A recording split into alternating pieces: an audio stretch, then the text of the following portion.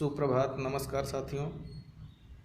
मैं Girish Chandra Mishra, assistant professor BEd विभाग, महिला कॉलेज चाईबासा। आज का ये video BEd semester 4 paper gender, school and society के लिए है। इसमें इस पेपर के यूनिट 2 से टॉपिक इनएडिक्वेट जेंडर सेंसिटिव फैसिलिटीज़ पर हम लोग चर्चा करेंगे। किसी भी टॉपिक पर चर्चा करने से पहले हम लोग यह जानते हैं कि उस टॉपिक की मीनिंग क्या है, उसका अर्थ क्या है।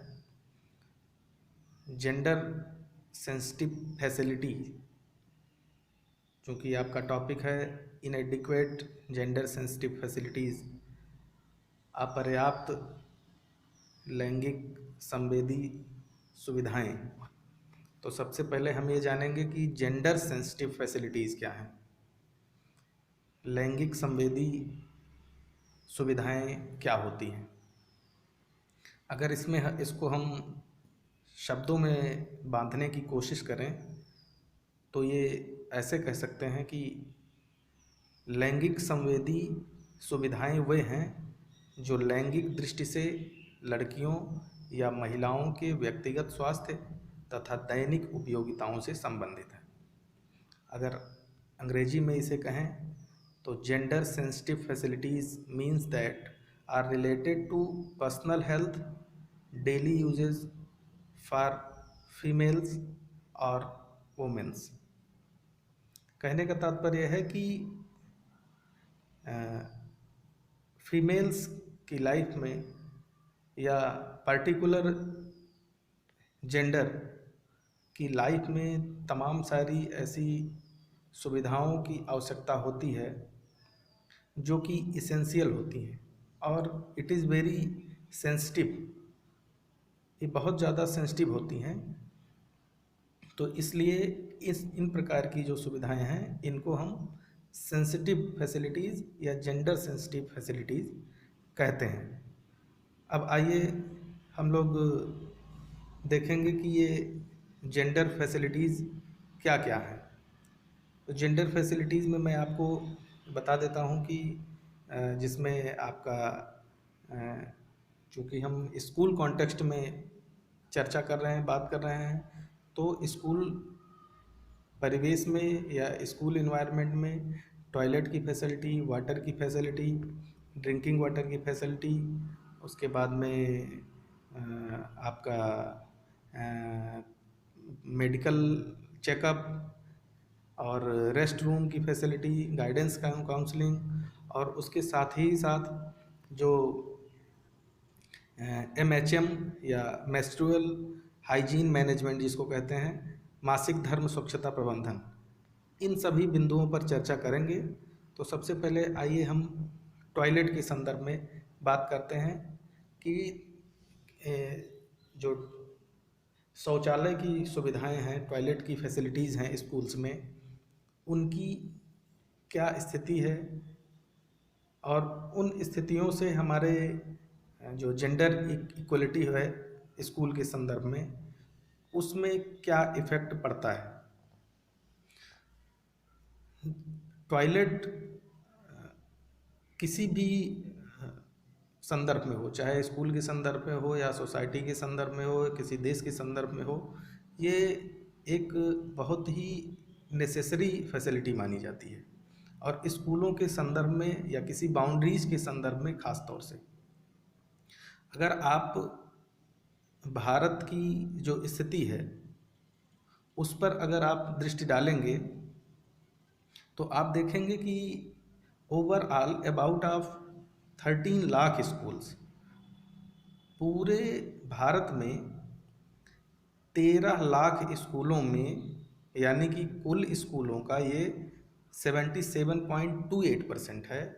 और इसमें से इन 77.28% स्कूलों में से ओनली 72.86% स्कूल्स में इस प्रकार की सुविधा है। Usable urinal toilets.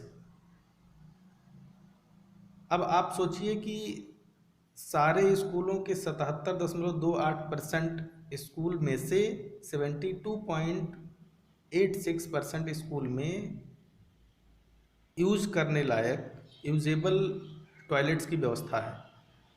इस प्रकार की व्यवस्था में आप सोचिए कि कैसे, चाहे वो मेन हो या फीमेल हो, कोई भी हो, कोई भी किसी भी जेंडर का व्यक्ति को हो, कैसे सरवाइव कर पाएगा स्कूल्स में।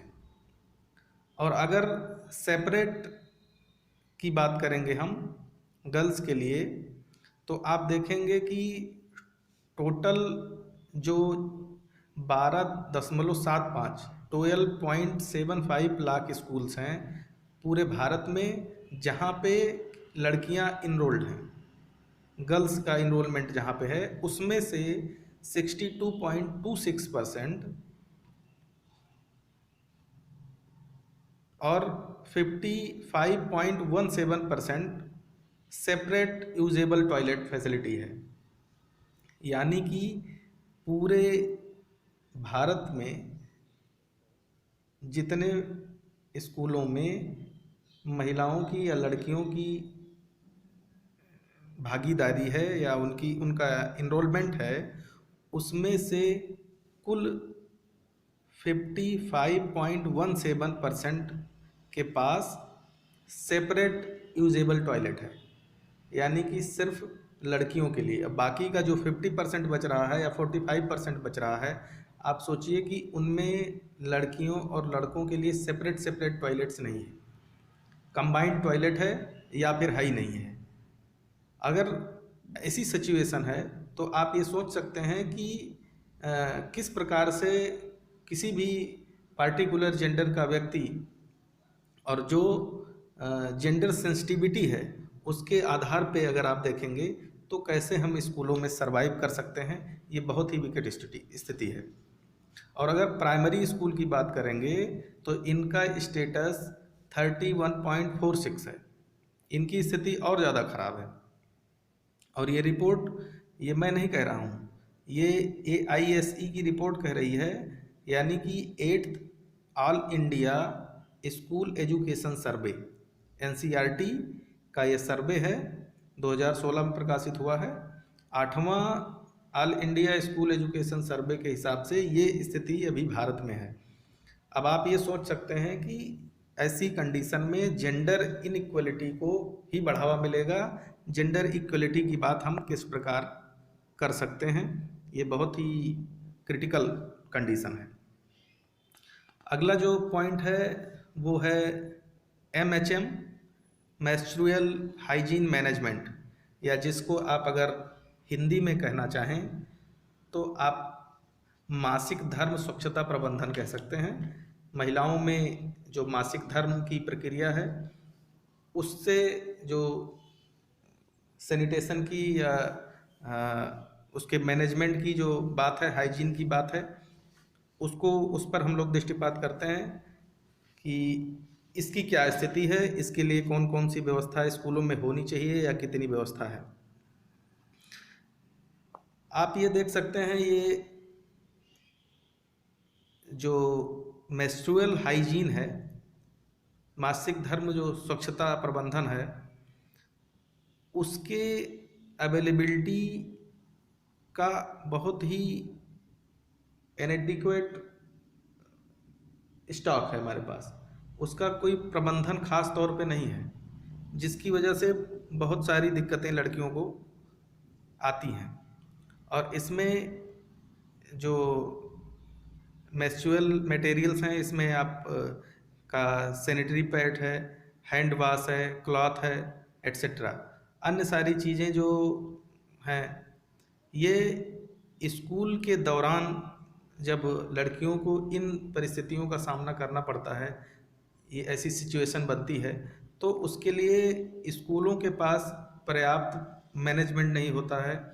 और अगर पर्याप्त मैनेजमेंट नहीं है स्कूलों के पास तो फिर स्थिति बहुत ही विकट हो जाती है। तो आप ये कह सकते हैं कि फिर वहाँ पे सरवाइव करना मुश्किल हो जाता है। और विभिन्न प्रकार की समस्याएं लड़कियों को एडोलसेंट एज में अ, उनको कंसंट्रेट करने में या फिर स्टैंड अप होने में या फिर रिस्पॉन्ड करने में क्वेश्चन के क्लासरूम टीचिंग के दौरान विभिन्न प्रकार की जो समस्याएं हैं वो देखने को मिलती हैं। और इसके साथ ही साथ जो इमोशनल सपोर्ट है वो भी नहीं हो पाता है। और ऐसी स्थिति में लड़कियां अ, परेशान होती हैं और कहीं ना कहीं वो विद्यालयों से अपने आप को हटाने का, या ख़ास तौर से इस दौरान अगर मेंस्ट्रुअल कंडीशन की आप बात करेंगे तो इस दौरान लड़कियों का जो प्रेजेंटेशन है अगर उसका आप एवरेज निकालेंगे तो आप देखेंगे कि इस दौरान लगभग 60% दिनों तक लड़कियां एब्सेंट रहती हैं स्कूलों में। और उसका कारण क्या है? उसका कारण ये है कि पर्याप्त जो मेंस्ट्रुअल मैनेजमेंट है उसका ना होना, और जिसके कारण विभिन्न प्रकार की समस्याएं होती हैं। अब ये जो हमारे पास सुविधाएं हैं, इन सुविधाओं के ना होने से कौन कौन से इफ़ेक्ट हो सकते हैं, इसमें एक आपका हो सकता है कि अ, आपका अटेंडेंस, लड़कियों का अटेंडेंस कम हो जाएगा। उसके बाद में अटेंडेंस कम होगा तो उनका जो परफॉर्मेंस है वो घट जाएगा, और परफॉर्मेंस घटेगा तो उनका जो रिज़ल्ट होगा वो भी प्रभावित होगा, अफेक्टेड होगा। और इसके बाद जो सबसे बड़ी बात है कि स्कूलों के संदर्भ में अगर हम बात करें तो उनका जो जेंडर इक्वलिटी रेशियो है वो वो डिक्रीज कर जाएगा और जेंडर इनइक्वलिटी वहाँ पे आ जाएगी। अब इसको आप एक ग्राफ के माध्यम से भी देख सकते हैं कि आप अगर हाइजीन को इम्प्रूव करेंगे, सुरक्षा मानकों को या सुरक्षा को अगर आप इंक्रीज करेंगे तो क्या होगा? लेस डिजीज़ होगी, यानी कि जो बीमारी है या कोई उससे उसका जो नेगेटिव इफेक्ट है वो कम हो जाएगा। उसके बाद क्या होगा? इंक्रीज अटेंडेंस, जो अटेंडेंस है उसकी संख्या इंक्रीज करेगी, अटेंडेंस बढ़ जाएगी। अटेंडेंस बढ़ेगी तो क्या होगा? परफॉर्मेंस बढ़ जाएगा, और परफॉर्मेंस अगर बढ़ेगा तो इकोनॉमिक ग्रोथ होगा। यानी कि जब ये सारी चीज़ें आप मैनेज कर लेंगे तो उसके बाद उनका अटेंडेंस बढ़ जाएगा और फिर उनका परफॉर्मेंस अच्छा होगा, और परफॉर्मेंस अच्छा होगा, रिजल्ट अच्छा होगा, और फिर वो अपना योगदान आपके इकोनॉमिक ग्रोथ में दे सकती हैं। अगला, आइए और भी जो अन्य फैसिलिटीज़ हैं उन पर हम अगर बात करें तो उसमें आपका medical checkup facility, drinking water facility, rest room facility, guidance and counselling cell, ये अन्य फैसिलिटीज़ हैं जिसको इम्प्रूव करने की आवश्यकता है। मेडिकल चेकअप फैसिलिटीज़ क्या होती है? मेडिकल चेकअप में कोई ऐसी प्रॉब्लम जब लड़कियों को होती है स्कूलिंग के दौरान, एडोलसेंस एज में, तो यदि हमारे पास मेडिकल चेकअप की व्यवस्था नहीं है तो उनको क्या प्रॉब्लम है, किस तरह की दिक्कत है उनको, इसके लिए फिर हमको बहुत इधर उधर परेशान होना पड़ता है। और ऐसी स्थिति में बच्चियों पर या लड़कियों पर एक प्रकार का मानसिक प्रेशर बनता है, और जब मानसिक प्रेशर बनेगा तो वो उस चीज़ से दूर हटेंगी और जिससे उनकी एजुकेशन इफ़ेक्टेड होगी। तो इसलिए मेडिकल चेकअप की भी पर्याप्त फैसिलिटी ना होने के कारण भी ये जेंडर इनइक्वलिटी स्कूलों में देखने को मिलती है। ड्रिंकिंग वाटर की फैसिलिटी है, स्वच्छ पानी पीने का साधन ना होने के कारण ये समस्या आती है, जिसके कारण बहुत सारी समस्याओं का सामना पड़ता है या बहुत सारी डिजीज़ हो जाती हैं, पीलिया है या और भी तमाम प्रकार की बीमारियां हो जाती हैं। रेस्ट रूम फैसिलिटी स्कूलों में नहीं है कि अगर किसी को कोई प्रॉब्लम हो जाए, कोई हेल्थ रिलेटेड प्रॉब्लम हो तो आप वहाँ पे आराम कर सकें, या फिर कम से कम कुछ समय के लिए जिस समय जितनी टाइम के लिए आपको ज़रूरत है उतने समय के लिए आप वहाँ पे रेस्ट कर सकें। गाइडेंस और काउंसलिंग सेल, खास तौर से एडोलसेंस एज में, जिसे आंधी और तूफान की अवस्था कही जाती है, वो चाहे जिस भी जेंडर का व्यक्ति हो, मेल हो फीमेल हो, उसको गाइडेंस और काउंसलिंग की ज़रूरत होती है। व्यक्तिगत जो दिक्कतें हैं, परेशानियां हैं, उनसे संबंधित विभिन्न प्रकार की सलाह और सुझावों की आवश्यकता होती है, जिसके लिए गाइडेंस और काउंसलिंग सेल की आवश्यकता होती है। और ख़ास तौर से जो फीमेल हैं, लड़कियां हैं, उनके लिए ख़ास तौर से इस प्रकार की जो सिचुएशन है, जो मेंस्ट्रुअल साइकिल है, या फिर उनको और किसी प्रकार का हेल्थ प्रॉब्लम है, उससे संबंधित गाइडेंस और काउंसलिंग सेल होना चाहिए स्कूलों में, जिससे कि वे अपने समस्याओं का समाधान वहाँ पे कर सकें। अब अगर GEM यानी ग्लोबल एजुकेशनल मॉनिटरिंग रिपोर्ट को अगर हम देखें, तो ये ग्लोबल एजुकेशन मॉनिटरिंग रिपोर्ट कहती है कि लड़कियों के लिए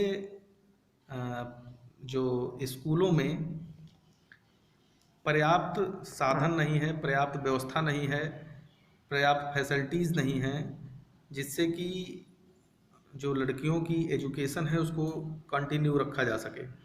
और इन सारी सुविधाओं के अभाव में उनकी जो एजुकेशन है वो डिसकंटिन्यू हो जाती है।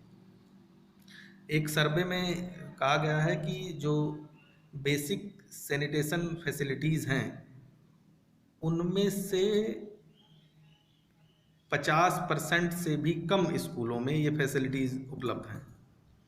और अगर आप इसकी अवेलेबिलिटी की बात करेंगे, तो जो स्कूल्स हैं वो इन चीज़ों को मेंटेन नहीं कर पा रहे हैं। और अगर आप उन चीज़ों को मेंटेन नहीं कर पा रहे हैं तो निश्चित तौर पे वो धीरे धीरे जो गैप है जेंडर इक्वलिटी का या इनइक्वलिटी का, वो धीरे धीरे इंक्रीज होता जाता है। तो इस प्रकार से ये जो सारी फैसिलिटीज़ हैं या जो सारे पॉइंट्स अभी हम लोगों ने देखा, इसके माध्यम से हम ये समझ सकते हैं, भली भांति जान सकते हैं कि अगर इन सभी चीज़ों को या इन सभी फैसिलिटीज़ को आने वाले दिनों में अगर इंक्रीज़ नहीं किया गया तो हमें विभिन्न प्रकार की समस्याओं का सामना करना पड़ सकता है। और जो स्कूल कॉन्टेक्स्ट में ये जो जेंडर इनइक्वलिटी है, इसको हम इक्वलिटी की तरफ नहीं ले आ पाएंगे और ये गैप जो है वो लगातार बढ़ता जाएगा। आज के लिए इतना ही, फिर अगले वीडियो में मिलते हैं। नमस्कार।